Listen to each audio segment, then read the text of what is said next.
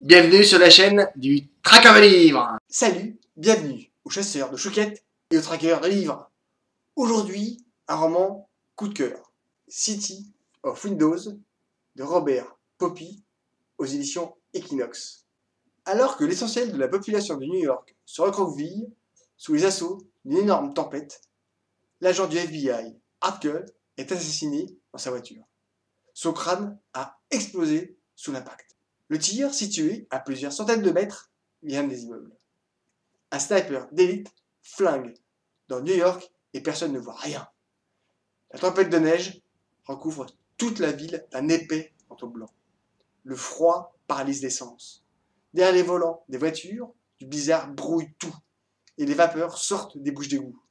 Seuls ceux qui sont contraints mettent le nez dehors. La plus grosse vague de froid depuis un siècle. Quand l'équipe scientifique est dépêchée sur place, personne n'arrive à prendre les relevés nécessaires pour trouver l'angle de tir.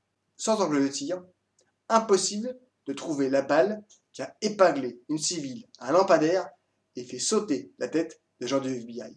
Brett Keogh est chargé de superviser le bureau de New York. Il regarde autour de lui en respirant un grand coup. Sa décision est prise. Il part à la recherche d'une baguette magique. Faut-il encore qu'elle accepte? Lucas Page vit sa vie d'enseignant de haute voltige. C'est un Asperger de très haut niveau. Il est professeur d'astrophysique et est adoré par ses élèves. Ses airs caustiques et les abusés sont le pékin moyen, ravi ou agace, c'est selon. C'est surtout un homme reconstruit au sens propre et figuré du terme. 10 ans plus tôt, alors qu'il travaille avec le FBI, il a explosé dans tous les sens. Entre la vie et la mort, le corps en charpie, il s'est accroché à la vie. Une prothèse à la jambe, un bras, un de verre, il lui manque juste le perroquet. C'est Robocop sans les flingues. Après le drame passé, il a quitté le FBI. C'est avec Erin, sa compagne, qui est devenu un père aimant et aimé. Ils ont construit une grande famille d'enfants qu'ils ont recueillis. Ce qu'ils n'auraient jamais cru possible est devenu réalité grâce à Erin. Alors, quand Brett Keogh pointe le bout de son nez, elle est remontée comme une pendule. Maman ours pointe ses griffes. Il leur a fallu beaucoup de temps pour instaurer l'équilibre dans une famille aussi fragile que la leur.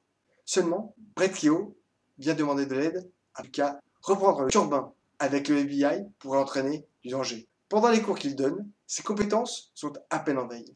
Son intellect ne se met pas vraiment en route. Une partie de son cerveau ne démarre que lorsqu'il pratique une enquête. Dès qu'il arrive sur une scène de crime, tout ce qui l'entoure disparaît. La partie dormante de son cerveau se réveille et simule les angles, les trajectoires, la vitesse des vents. Les diagrammes, des lignes de perspective, tout s'illumine comme un sapin de Noël. Ses neurotransmetteurs s'accélèrent et ses synapses s'activent pendant qu'un autre monde apparaît. Il est le seul à voir. Et ce qu'il ressent à ce moment-là est juste indescriptible. Bien que les années soient passées, son talent est resté intact. À peine arrivé sur place, il regarde et la magie opère. Whittaker dit à Keogh que je sais d'où le coup est parti. Le duo est génial et permet des dialogues survoltés qui tiennent en haleine. Elle, son truc, c'est deviner les questions que vous allez poser avant même que vous commenciez à le dire. Pratique pour l'interrogatoire, mais flippant quand on la rencontre. Un tueur en série, il dégomme et dégomme encore, comme à une fête foraine, et les balles symbolisent l'individu qui tue pour des raisons obscures. Très vite, Lucas voit où le tireur se place et devine comment il ajuste ses proies. À plus de 200 mètres de la cible, l'homme est rare et dangereux.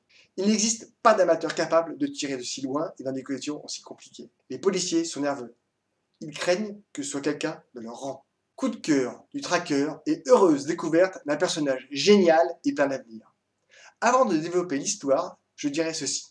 Lucas Page est ce qu'il est. Ce n'est pas le premier Asperger monté en épingle autour d'un roman, d'une série ou d'un film. On le prend ou pas. J'ai aimé cette histoire, pleine de rythme, mais c'est avant tout ce personnage qui m'a touché avec Erin, sa compagne, et cette famille toute cabossée et reconstituée. C'est un misanthrope qui regarde ce qui l'entoure en détestant tous ceux qui sortent de son cercle, presque. Il les gomme pour notre bon plaisir. L'auteur se sert de son regard pour décrire une société américaine capable du meilleur comme du pire. La rencontre avec Whittaker nous permet aussi de mieux observer les autres protagonistes. Grover Graves, le bon bourrin de service, celui qui exécute sans poser de questions. C'est l'un de ses anciens collègues. Il est, pour lui, l'incarnation de la bêtise et du manque d'envie d'apprendre et de comprendre. Il obéit aux ordres, sans penser, sans goût, sans saveur. L'auteur se sert de ce regard pour cramer sans vergogne une Amérique capable de voter pour Trump, restant juste réactive à des discours absurdes et violents pour, au final, rester les bras ballants face au Barnum qui repart à Mar-a-Lago avec perte et fracas. Le sens politique, parfois, égare un peu l'auteur et prend un peu le pas sur l'enquête. Ce roman se dévore pourtant du début à la fin. Il nous accroche tant par sa narration nerveuse que par des personnages qui nous plongent dans un maelstrom de dingue. On entre dans le monde de Page et on reste accroché à tout ce qu'il nous montre. Sa manière de voir les choses et cette traque du sniper que l'on ne comprend qu'à la toute fin. Pour ma part, je dirais juste ceci. L'histoire est bien construite et celui d'une traite. Mais c'est les personnages que l'on découvre qui nous laissent des perspectives incroyables. L'auteur a le champ libre. Il a créé un homme passionnant, humain, tout en restant secret. Parfois doux, parfois brutal, mais toujours plein de tensions et surtout presque magique. Il nous attrape par les tripes et nous donne envie de le découvrir dans d'autres romans. Un vrai coup de cœur du tracker. Franchement, éclatez-vous, lisez, mangez des chouquettes et surtout, bonne lecture. Maintenant, l'instant bio.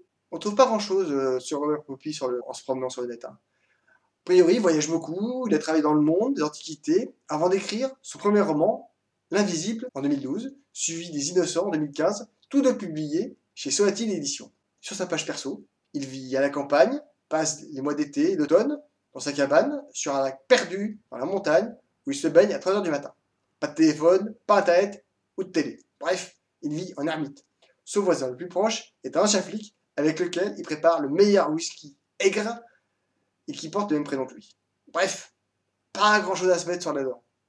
Pour le même nom, je parle du flic, pas du whisky. Donc ce premier roman, L'Invisible, en 2012. En 2020, il obtient le prix Cognac du meilleur roman international pour City of Windows.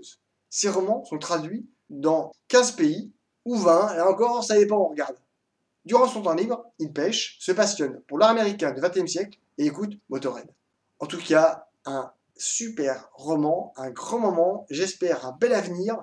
Lisez, likez, commentez, partagez, parlez entre de vous, abonnez-vous, c'est gratis.